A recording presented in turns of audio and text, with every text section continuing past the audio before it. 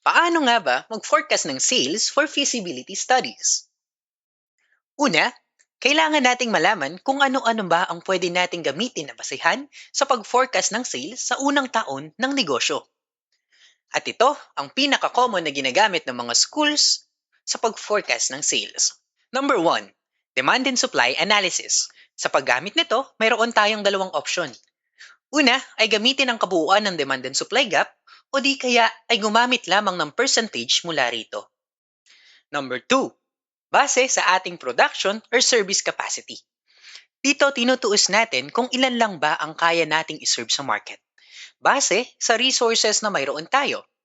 Ito yung madalas na ginagamit kung masyadong mataas ang demand and supply gap o di kaya naman ay kung wala tayong datos na makuha. Number three, base sa benta o kita ng ating mga competitors. Kadalasan, ito ay ginagamit to keep our forecast as realistic as possible. Pero madalas, ito din yung pinakamahirap na gamitin dahil maraming negosyo ang hindi nagbibigay ng datos patungkol sa kanilang kita o benta. At ngayong alam na natin kung paano i-forecast ang sales sa unang taon, kailangan naman nating tuusin ang mga susunod pa na taon. Sa pag-project ng sales for the upcoming years, mayroon ulit tayong ibang-ibang ways na ginagamit. First is to increase the selling price annually.